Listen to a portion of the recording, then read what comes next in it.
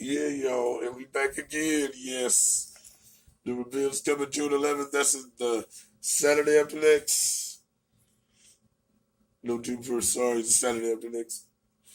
About 4 weeks, we'll be in the reveal, and all of these things will be important. Just to let you know, the religion will kick off. I have the Bible written for y'all.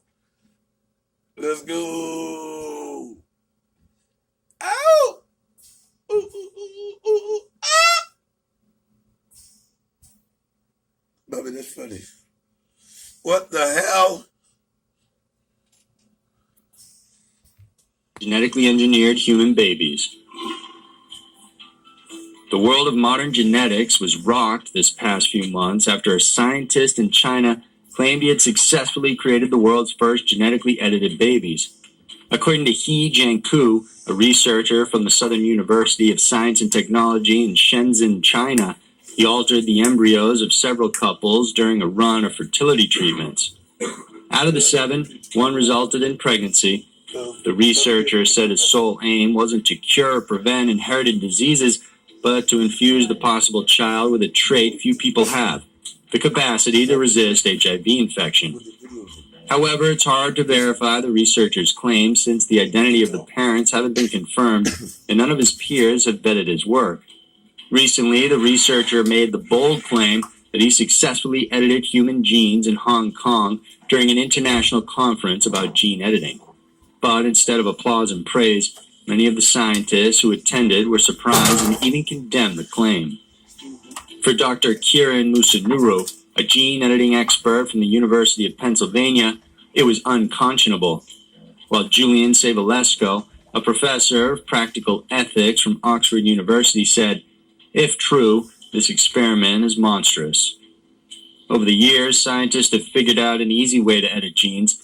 A tool called CRISPR-Cas9 operates on the DNA to either supply a missing gene or to disable one that is known to cause problems. It's only recently that this form of gene editing has been used on adults in order to treat fatal diseases. The danger, however, is that in editing the sperms and embryos, the edited genes could then be inherited genetically. And if there are issues or unforeseen mutations caused by the editing, then this could potentially lead to the unthinkable. He Jiankui once studied in Stanford and Rice University prior to returning to China and establishing 2 genetic companies. Initially, he experimented editing on mice, then monkeys, before moving to human embryos. The reason why he chose to edit out the HIV trigger gene is because the infection is widespread in China. According to him, he disabled the CCR5 gene because it serves as the protein doorway that allows the HIV virus to enter a living cell. Other scientists say his work is unreasonable since there are other ways to prevent HIV infection and the disease is even treatable when found early.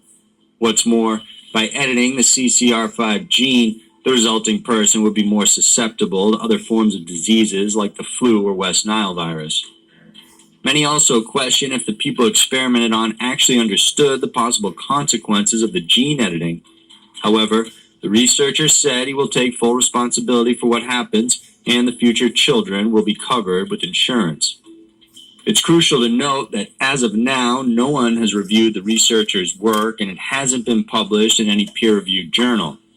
For many, it's reckless to use the CRISPR technology on babies since it's still so new. Even more, if confirmed true, it also poses a serious ethical question about the researchers and scientists involved. After all, they are toying with the very fabric that makes up humans. Number 3.